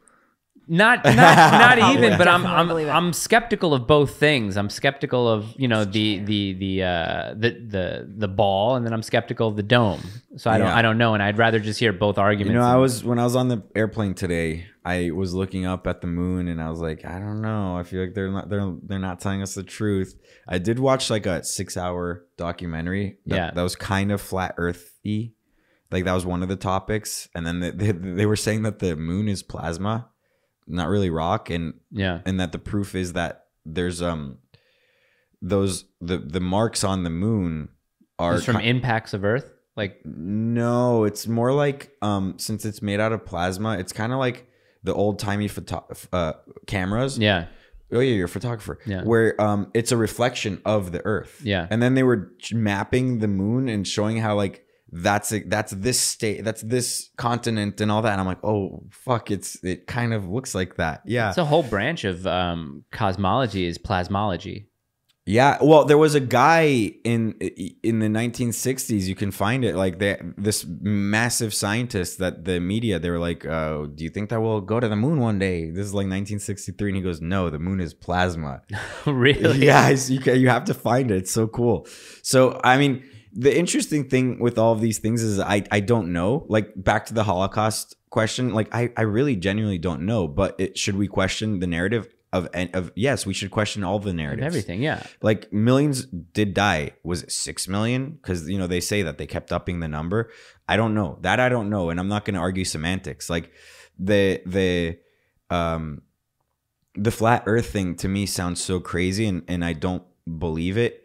But it's not far-fetched. Like, nothing anymore to me is far-fetched. I just don't like the stuff with space. I mean, if you think about from the time of the invention of the airplane to the time that we supposedly, you know, put rockets up and landed on the moon, which was maybe like 60 years or so, right? From like 1969 to today, we still really haven't even done anything that's gone past the moon. If you like talk about the space and time that technology has evolved from, you know, 1900 to 1969, and then from 1969 to now, like, we should be to Saturn by now. Like, yeah, it's like we kind of just gave up on all that. And the weird thing is also we've kind of devolved. Like, airplanes got worse. Remember up until like the 90s, we had a Concorde. Oh, that's right. And someone sabotaged it because that's what we should all be flying in right now. And there's no more innovation anymore in aviation. Like, planes got worse. But maybe we don't know just because we're ignorant to aviation science and we're not checking up on it all the time. I mean, you know, I keep seeing on these like websites for men, like there's one called Uncrate. I don't know if you know that one. Yeah, they send you a box every month, right? No. That's Loot Crate. There's like one called Uncrate, I think that. Yeah, isn't it? Then they send you a box every month. No. The original buyers for men. Yeah. Yeah. No, but I don't think there's a box there. Whatever, it just shows you cool stuff. Okay. And there's always like mock-ups of future airplanes and all that, and like these companies, like new startups of like these flying cars and like you know, like these really airplanes that are going to run on water or whatever, and it's like they never happen. They never happen. And also those companies are all scams. Like, wasn't there a scam with the other electric car company called Nikola? Because I think a guy got so much money to start like this electric car company to rival Tesla, and I think he called it Nikola, and it turned out to be this huge scam. All of these things are scams. They attract scammers. Kind of like crypto and all of that, like at the heart of it's kind of cool, but you are attracting the worst of the worst people, like NFTs. You're attracting scammers, and there's always going to be people to scam because everyone wants to get rich and fast. Subscribe to my Gumroad, you guys. wrongop.gumroad.com. We'll put that in the description as well. Yeah, I'm trying to get rich fast. Hey, is Elon Musk a reliable guy from Chaitanya_16, classically liberal rich, or is he dangerous, Neuralink, big green? Can you repeat that? Do you think Elon Musk is a reliable guy? They say he's classically liberal and he's rich. Or is he dangerous because of, like, you know, the Neuralink stuff? And yeah, he is a transhumanist, and he is obsessed with that shit. And he is obsessed with space travel. I think he's a Fed. That's kind of my gut. Think Elon's a Fed? Yeah. You heard it here. Look, the one thing I'll say about him is at least he's not like Bill Gates, and he clearly doesn't want us dead. Maybe he does, but he definitely doesn't say it. And like he even had a tweet today of like, do you think free speech exists on this platform? Like things like that. Like at least he's kind of on our side, but I don't trust him. And I don't think he's this innovator that people think he is. Like I said previously on many podcasts and earlier on this one, I think that the car is the worst invention in human history. It destroyed the makeup of cities. It made cities favor cars over people. And thus you feel empty and alone in all of these cities that look the same all across the country. The big box stores, which benefits globalism and these giant conglomerates, are conducive for cars. It's like a good environment for cars. Like these big box stores have massive signs. They're really enormous. Those buildings are only meant for one thing, as opposed to buildings built before all of this stuff and that are still standing. They could be anything. Like they're so good and people love them so much that they could be anything. Like if a store was in a certain complex and it closed down, they didn't knock down the whole complex. Maybe it became an apartment complex, or maybe it became a grocery store. Maybe, you know, it could become anything. When a big box store closes, that's it. Like there's there's a ton of Instagram accounts dedicated to pictures of rundown malls and stuff. Yeah, like those abandoned things are malls. Yeah, yeah. So Elon Musk is made a car with a battery that can only exist through slavery because of the mining of cobalt and lithium and all that. Yeah, I don't really think you're an innovator, dude. Like you can market it a certain way and make liberals feel good about themselves, but it's not good. And then he talks about, oh, well, we can fight traffic and fit traffic by making tunnels underground. I mean, one accident happens in a tunnel or something explodes and people are trapped and they'll die. And also, no one's going to be building tunnels for cars. You know, we had that. It's called the subway. And before the government took over the subway, they were beautiful. They were gorgeous. I mean, no one ever thinks about subways as a reliable or you know, something that like is pleasant to ride in, because we all grew up with the government having taken over it. But like, you know, it could be like Japan. The Japanese subway system is beautiful, and I don't too. South Korea too. Yeah, but the thing is that like Elon Musk is really good at pretending to innovate, and I think the car is a massive mistake. If he really cared, he would champion cities that don't allow cars and that are, you know, more built in a traditional manner, and he also buys into the sleek style of modernity that's devoid of any character, and it's just ugly. And then not only that, but on Elon Musk is that he's obsessed, like all billionaires, with space travel. And back to space being fake and gay, it's a meme phrase I say. Basically, it sounds like I'm joking. It sounds like it's a meme. But space, I think, is irrelevant, because we have an opportunity to make our world a really beautiful place where you won't want to escape it. And like this notion, like colonize Mars, like he wears shirts like colonize Mars. Why? If it is what we think it is, you can't breathe there, dude. You can't breathe there. But if it is what we think it is, it's like if everyone all around the world was like colonize Phoenix, colonize Arizona. Like, why would you want to go there? Why would you want to live there? We have so many options on this earth and we barely know anything about it. You know, like space exploration. Yeah, what about the ocean? We don't know anything about the ocean. Or the brain. Like, we don't know anything. We don't know how our own mind works. We don't know how our brains work. But they're obsessed. It's escapism, you think? It's escapism, but it's also the perfect thing to leech off of the government. Like, it's okay. Like, we make fun of Hunter Biden for making art, and then we're like, oh, he's funneling money, he's laundering money, and that they're paying the big guy 50% through his art and his book and all of that. And all politicians do it, by the way, the book thing. But like, Elon Musk is like Hunter Biden with the space exploration, because you can scam the government billions of dollars for space exploration, because NASA's not efficient to do it anymore. And he's like, hey guys, I got this, don't worry. And how the fuck did he even get that, by the way? Like, I do think he's kind of a Fed. I mean, maybe it's not true. It's a gut feeling. But he's a very good salesman and he's a very good scammer. And like, space exploration and all that, like, cool, I guess. But there's a lot of things down here we don't know about, and our world is not beautiful, and we should make our world beautiful. Like, we like to emphasize how important beauty is with art, you know, like modern art sucks, and, you know, or music, like, you know, Mozart will always stand the test of time and Justin Bieber won't, or just beauty and physique. We emphasize the beauty and how it's important to work out. But what about our environment? And why is our government spending billions of dollars putting satellites or the Hubble telescope or whatever, taking pictures of something that looks like it was photoshopped? Like, oh, look, we just found a new galaxy. Yeah. It's like if like my kid is at the beach with me, he's like, look, there's sand. Yeah, I know. We're surrounded by sand. Like, I know that there's a universe and we're floating in it, but why are we wasting our resources on that? I think it's coping, dude. I think it's a coping mechanism that we're never going to understand any of it. It's when people come out and they talk about, well, we found radiation waves emanating from the center of the universe, and that tells us, you know, when the Big Bang happened. I'm like, no, it doesn't. You can use all the math you want to explain it, but at the end of the day, we don't know anything. Yeah. Also, who cares? Yeah, I couldn't care less about space. What is that going to do for me? Not interested. Yeah.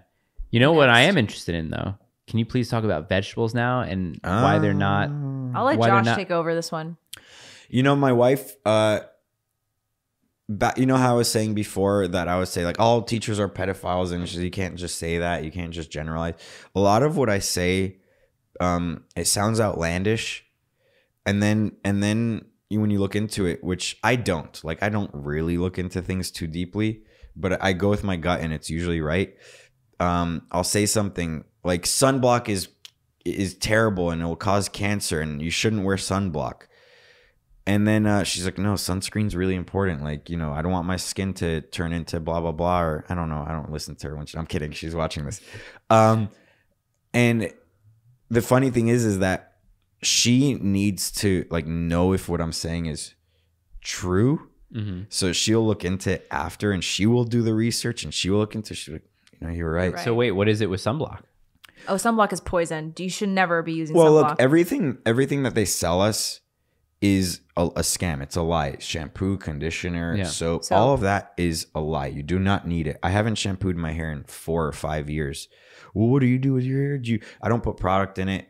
I have a brush, a scalp brush, $5 on Amazon that like I run it through my scalp in the shower. Or you can just use a little baking soda. Yeah, I don't do that either. Get in the scalp, you know, if you need to. But everything is a scam. Sunblock is one of them, and basically, our ancestors lived outside. Right. They were in the sun all that. There was no such thing as skin cancer. It's the seed oils that we're eating. It's two things. It's first of all that we don't see sunlight. Yeah. So when you get out in the sun, you will burn because you're not used to it. You didn't acclimate yourself. Kind of like people are like, no, but if I don't shampoo my hair's going to get greasy. Yeah, because you keep shampooing it. Your body's creating more oils than it needs. Yeah. So it overcompensates. Same with washing your face. All the ladies out there, don't use face wash. You should not be using face wash because ladies complain, oh, I'm getting oily skin. I'm getting pimples. You're getting all that because you keep washing your face with shit and chemicals. You know how I wash my face? Water. I haven't washed my face in years. Yeah. All of that's a scam. And in sunblock, so it's two things. You get burnt because you do not see sunlight, so you aren't acclimated. And then number two is the sunblock doesn't, your body doesn't, is it the word metabolize? What's the word with the vitamin D? Like you yeah, I think metabolize is the word. Yeah, whatever. Your body doesn't properly take in vitamin D, so it's the sunblock is blocking that. So essentially, you're cooking yourself with the sunblock. Like you're gonna get skin cancer from sunblock. That and the seed oils. Yeah. Oh yeah. The seed oils. So the seed oils are what don't allow you to get the vitamin D. It's something like that. So I'll say things like sunblock is bullshit. Don't wear it. You're going to get cancer. And then she's like, no, that's not true. But then she'll look into it and then, oh no, you're absolutely right. And the vegetable thing is true too.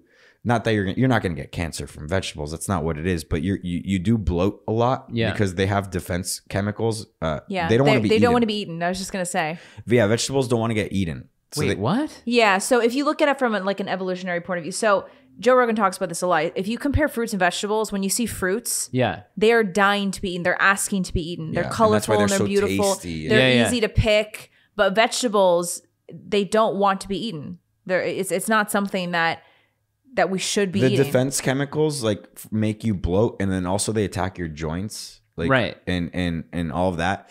So they're not healthy for you, is what you're saying? No. It's like one of the biggest scams ever. Vegetable. It's a scam. And you know what's a scam about it too is that you buy them, especially organic, and the shelf life is like 3 days. So you have to keep buying it, and you don't eat it, but you're like, maybe I should eat that. That's healthy. I should eat that. But it's my wife says, babe, are you listening to this right now? Because we get organic fruits for no. Fruit is good. Fruit is good? Fruit is good. Fruit wants to be eaten. Organic fruit because it's not sprayed with any chemical and stuff like that. That's why. Yeah, I guess organic. I think organic is kind of a scam. Yeah, I think so too. Yeah. I live in Costa Rica now and it's all organic. Yeah. Basically. I mean, whatever. Okay, so we're talking specifically vegetables, not fruits. Fruits are and avocado's a fruit. Okay. Tomatoes too, right? Can they be? Yeah, but the seeds. But the tomato is the nightshade. Anything nightshade is extremely inflammatory. Yeah, tomatoes, I get red peppers, eggplants. Really? Yeah. So fruits are very good in this notion that they have a lot of sugar and all that. That's good sugar. You could eat fruits all day long. You should be eating fruits all day long, and eggs and good dairy. So the actual food pyramid. Paul Saladino. So if you guys, I love him, and I keep DMing him, and he sees that my DMs. He lives an hour away from me in Costa Rica. I'm like, dude, come on my podcast. Seriously, and he hasn't gone back to you? No. He probably you're too explosive for him. He's too scared, Paul. Come on, Paul. Scared. So is Paul, that the dude that you sent me? Yes. Look at him drinking blood. And yes. This is the guy I want on the show. He's definitely not going to come on because we're too extreme. But anyway, so Paul Saladino, for those of you who are watching, I think he's Carnivore MD or something on Instagram, but he created the real food pyramid, and it's just fruit, eggs, and meat. And dairy, like good dairy. And then good dairy, that's right. Like butter, raw milk, butter, lard, all that. When people were eating lard in butter and cream and all of that, there was no heart disease. Yeah.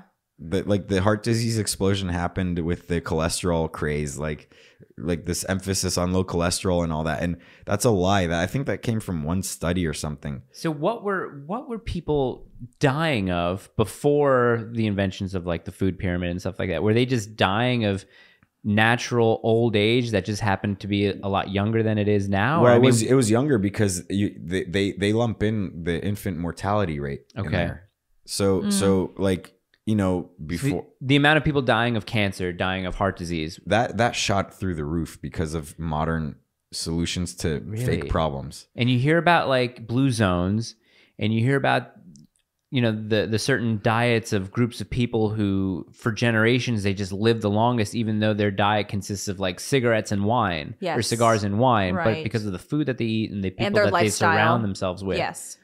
So yeah, the vegetable thing. Now, the only positive thing I will say about vegetables is that what it is it's filler. You're going to fill yourself up, and it's better to fill yourself up with that than processed trash and really, really harmful food. So that's the misconception. That's where people are that's where people think it's healthy. But also I want to say really quick about vegetables. People are probably like, oh, where are you going to get the vitamins and the minerals and the micronutrients that you get from vegetables? The answer to that is organ meat. So when we talk about the carnivore diet, people think, so you see someone like Mikhaila Peterson and they think that all she eats is just ribeye. Steak, yeah. But the thing about the carnivore diet is it's head to tail. So she's eating liver. So when you eat the organs, if you actually look at the micronutrient makeup of organs, of animal organs, you get all of that. You get the full micronutrient profile from the animal organs that you would get, that people say you get from the vegetables. Yeah. So you can't just eat like a ribeye every day. You know, you have to do head to tail. Yeah. So I eat beef liver. I try to do it at least 3 times a week. My method is raw, where I buy those big ice cube trays. I make my wife blend it in a Vitamix, because I'm not gonna do that. And then we put it in the ice cube tray, freeze it for a day or 2 or whatever, and then put it into a smoothie. So the smoothie will have raw water buffalo milk from our farm, maybe a little bit raw honey, some raw eggs, and then like pineapple and banana and strawberry. It's still gonna taste bad, but it's easier to go down like that.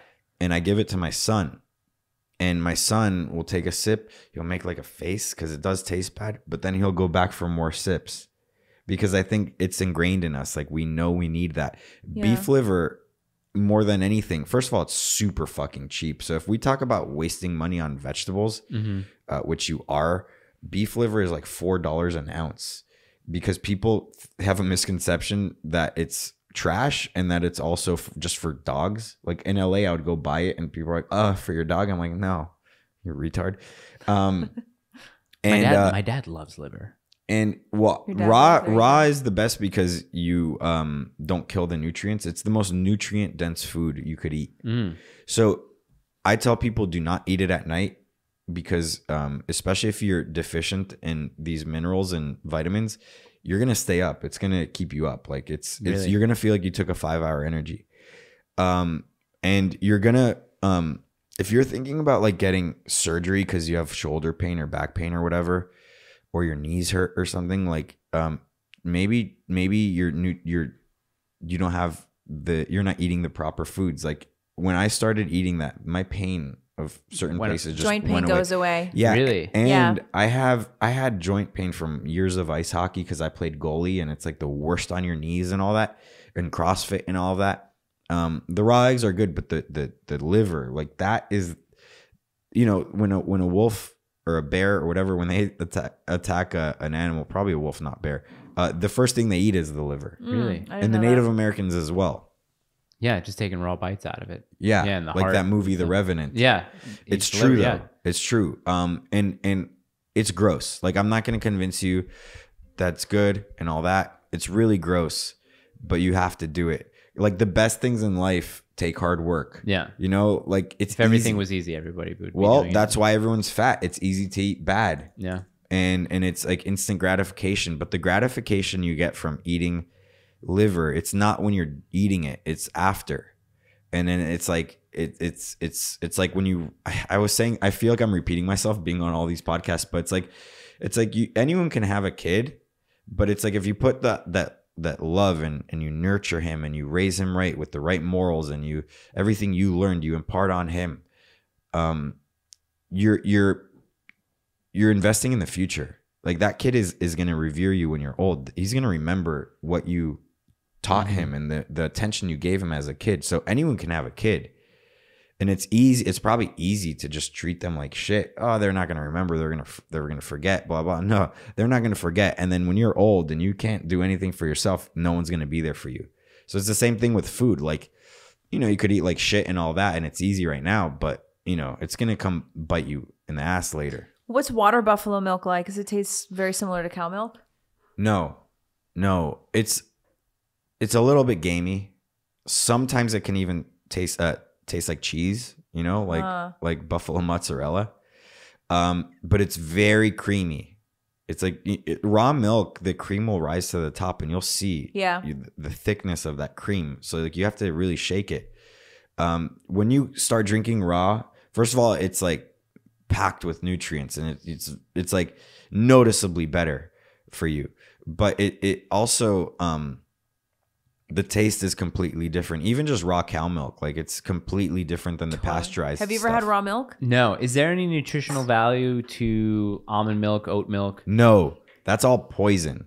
Really? Yeah, it's also, again, it's like modern solutions to no problems. What about soy milk? No, you know soy milk's bad. No, I know. That's what the baby has. You're fucking with me. No. That's what the Well, baby has. Josh is going to fall out of his chair when he hears that you guys feed your daughter a vegan diet. You're fucking with me. Yeah, I'm sorry to inform you, Josh. Yeah, Yes. you're fucking with me. No, but you don't do soy milk. Yeah. No, you're Yeah. After you know, the thing I is, knew Josh was going to have a reaction. No, but the thing is, like, for those of you just watching or listening right now, like, I met you today. Yeah. We've talked online, so I can't tell you're. No, I'm being serious. After No, he's being serious. After my wife stopped I'm not fucking after with my you. wife stopped breastfeeding, she it's soy milk now. Why? I don't know. Why are you You'd doing have to this? ask Why are her. you doing this? No, but you're the man. You need to lay down the law. No, I feel like when it comes to You're fucking with no, me. I swear to God, Josh, I'm not fucking. we're Why not would I kidding. fuck with You know, we give so. Well, look, because my wife wasn't going to give her cow milk, why? like processed, like whole milk, 2% I'm sure you can. milk. I'm sure. No, don't do that. It has to Raw, be whole it's really milk. easy to find raw milk around here. You can get Yeah, raw but milk. that's what I'm saying. Yeah, I'm I sure gotta- she'd be open to some sort of raw milk. Yeah, It's raw just- milk Why is would way you trust better. these corporations that sell us things that we don't need and that are trash with like that? And then also, like, when it to comes to, so nurture here's your the thing about child. raw milk. So a lot of people who are lactose intolerant and Yeah. kids who have severe reactions to the milk that you buy at Kroger, Right. if you give them raw milk, it totally it's fine. totally She's never had Totally a fine. bad reaction to breast milk ever. No, Ever. not breast milk. No, I know what I'm saying. Like, we would never give her like Yeah, you shouldn't weird give milk. Her, yeah, Like, weird as milk far is as, like- soy milk. That's weird. Well, when it was a doctor told us because she was having, I don't know if it was a reaction to breast milk when she was super young, maybe like 2 to 3 months. The doctor said get sheep's milk. It's the closest thing to human milk. Okay, 'Cause she wasn't drinking it goat for a milk while. is good too. Yeah, Goat yeah. milk is good, They said yeah. that was like the closest thing to human breast milk. Yeah. But then eventually she got back on the breast milk and she was fine. Yeah, you should kind of go back to that. Don't do any of that processed shit. We shouldn't be eating soy. Like, it's not good for men. It's not good for women. It's not good for humans. We shouldn't be eating that. Yeah. So a good alternative you think is just raw milk, Yeah, raw cow milk. yeah. I Yeah. even think a better, still a better alternative would be whole milk that you can just. Well, what are Yeah. you gonna do after you wean Yeah. off of breast milk? Well, that's Have why you- I'm. have That's you why thought I'm, about I'm that yet? planning to stock up a lot on raw milk because that's. Yeah, Interesting. we're definitely gonna give Yeah, her raw don't do- milk. don't Well, do soy. what's the age do you think that babies don't necessarily need the milk every day, I don't know. or kids? Yeah, I mean I that have no depends. idea. Like, you can. It really depends on who you talk to. I think a lot of moms really try to get to at least a year old. Like, my goal is to get to a year old. Well, I'm to talking feed- about like do 5-year-olds need to be drinking milk every day?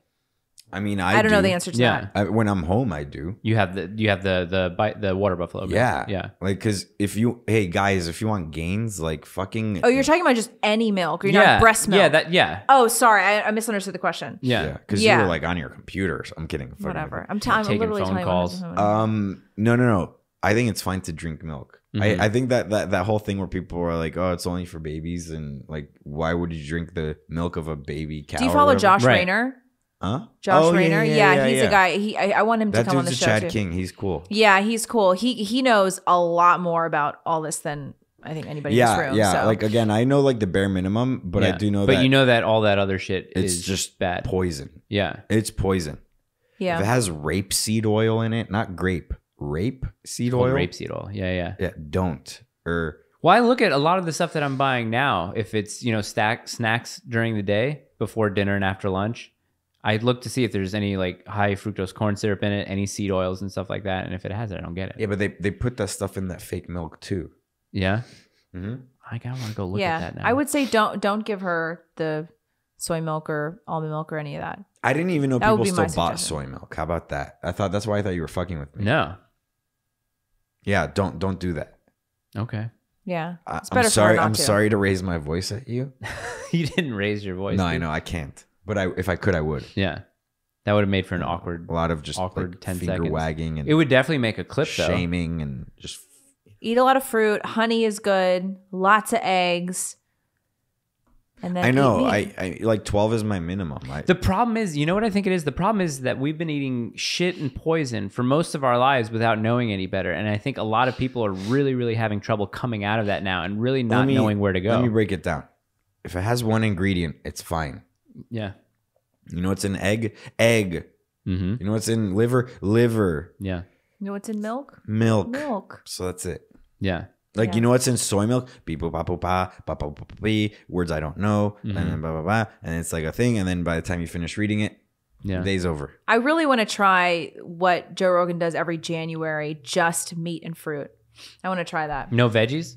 None. Oh, but veggies you should cut out. Okay. In general. Yeah, just meat and fruit. He says all of his joint pain just goes away. That's super interesting now. Yeah, my mom's got some joint pain. I'm trying to get her to like really cut out everything but the meat and the fruit. Yeah. What do you think? Wow.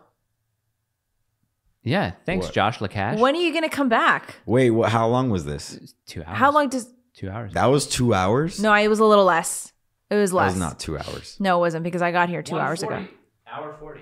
Oh, yeah. I can So keep wait, going, we can... Are there more questions or you don't want to do that? There were some, but a bunch of them we already answered. All So right. we've talked about this. We're definitely going to come visit you guys. Yeah. We want to take a trip out. Yeah, come. I didn't even Nicole know that... loves you. I was going to say, I want to be friends with Nicole. I want to ask her all the mom stuff. Yeah, you guys would get along swimmingly. Oh, I can't wait. You guys, I'm not kidding. Like, yeah. She's very judgmental, as she should be, as anyone should be. Yeah. But you guys, it's a good thing as a mom to be judgmental. No, but I think you guys would get along, and I meant judgmental with like judge of character of people, and you have awesome character. I think you guys would get along. You and my husband can train together. Do you do jujitsu? Do you do martial arts? No, but the boy should when he's old enough. Yeah, you definitely should get him into it. Yeah. So whenever we can visit, my husband can. Here's a question. Get him started. Yeah. James Dobler, who asked, "What's it like restoring a generational family?" He has another question. He says, "If you were mainstream, what effect do you think you would have?"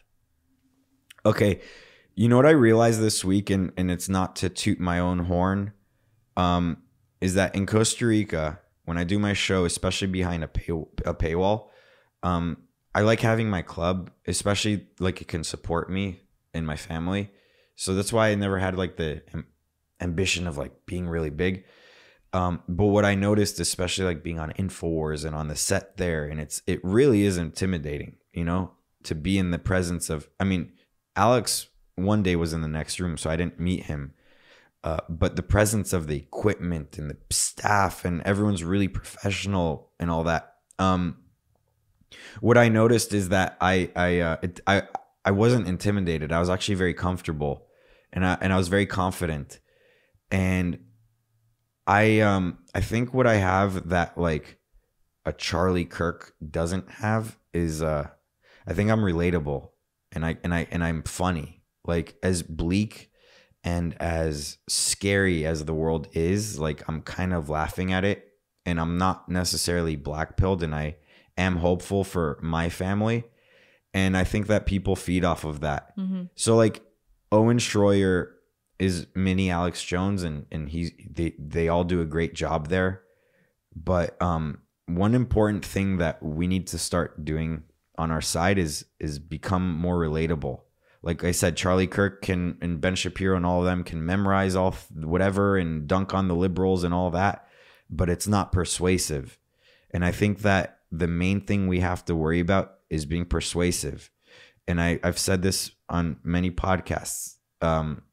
What influenced millennials in the early 2000s was Jon Stewart, and he spawned off many Jon Stewarts. And I think the powers that be noticed that in order to indoctrinate the masses and convince them of the most idiotic things, they have to do it through humor.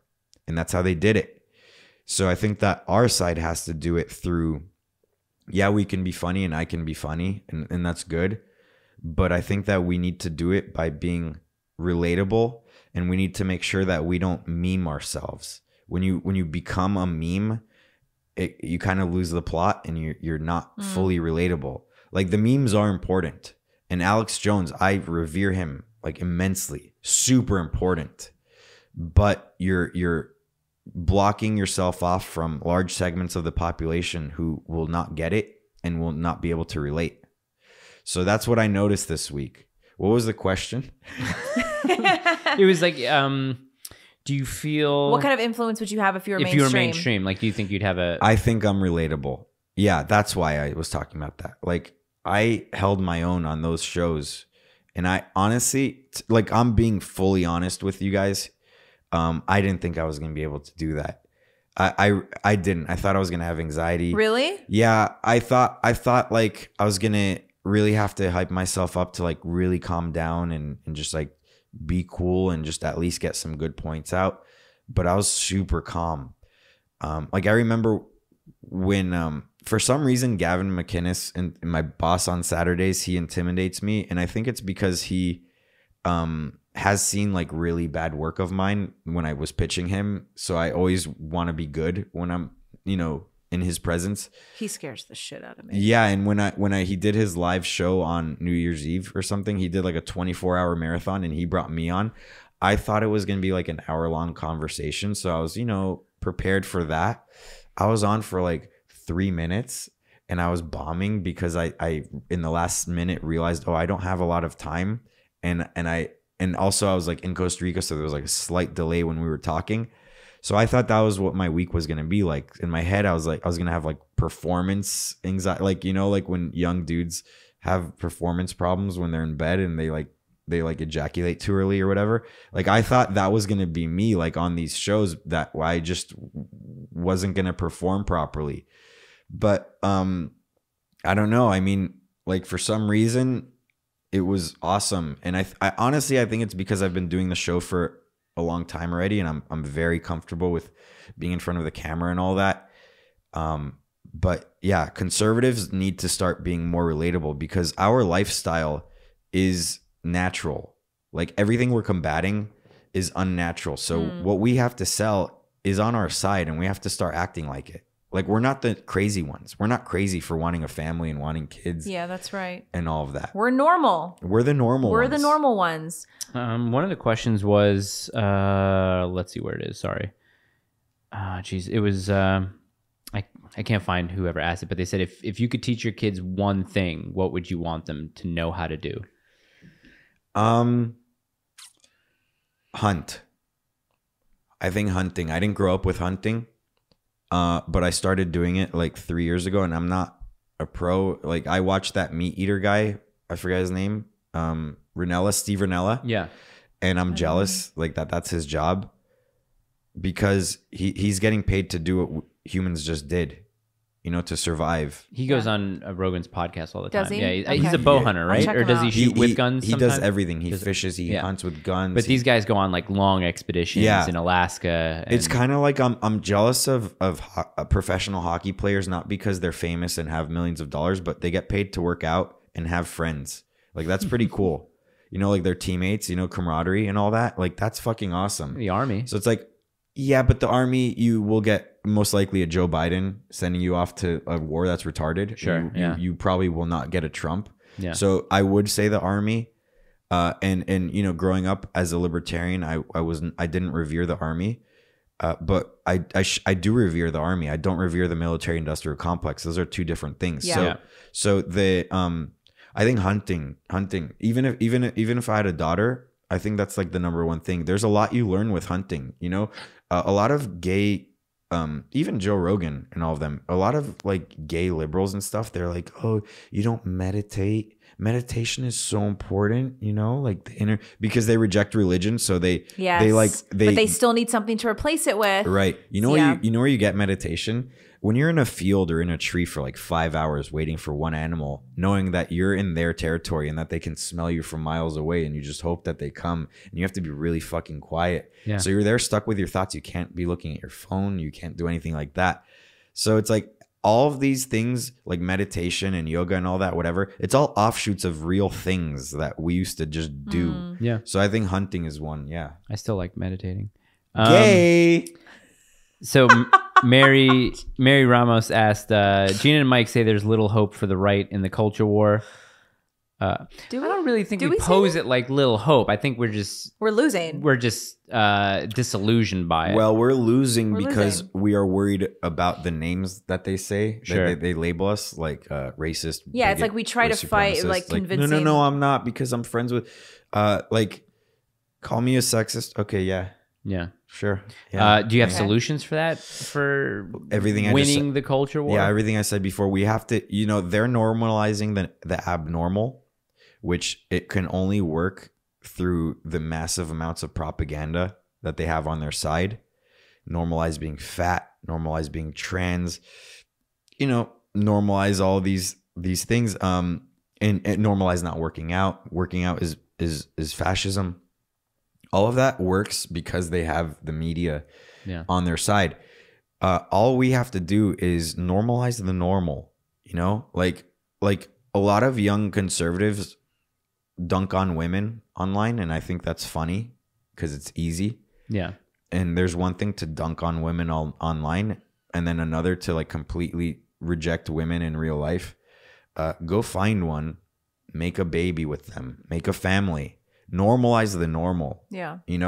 And still dunk on women online. Yeah, fuck yeah. One of my favorite things that Josh posted when I first started following him, it was just when your son was born. And it was a picture of him and his baby. And he said, imagine thinking that this is a burden.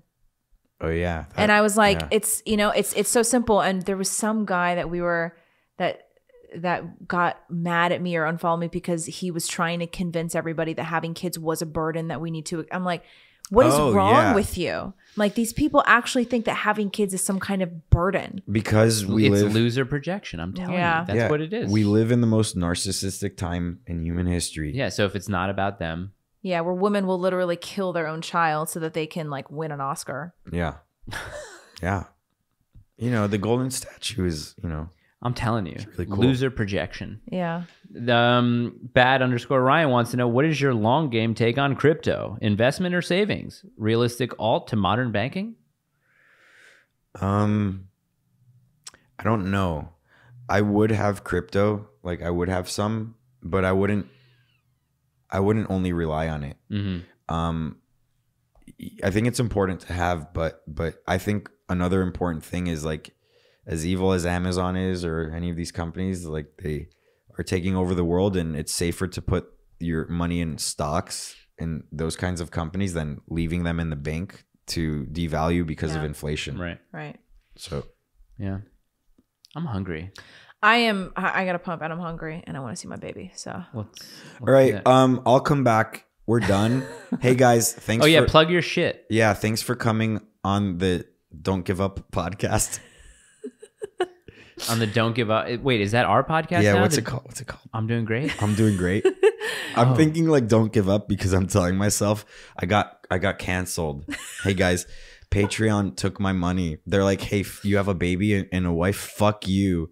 I actually told them that. I'm like, how am I going to pay rent? They're like, well, we looked at your account thoroughly and we stand by our, decision. So I'm on Gumroad, second best place, I guess, to be. And I'm still going to do my show, and I expect you guys to come join me. And I know it's a big ask, like, hey, those podcasts you like that you get for free? Well, I have a good one too, and you have to pay for it. Yeah. But you are part of an exclusive club, and I mean, what's the price of it? Like a cup of coffee per month? Yeah. One coffee for audio, it's $5 a month. For audio video, it's $10 a month. It's not bad. It's really not that big of a deal. Perfect timing. Light went out. We'll put all your stuff in the description. Thanks, dude. Thanks, Josh. Thank you, Josh. And my voice. We had a fight. We had a fight on air about soy milk. I thought you were fucking with me. You didn't believe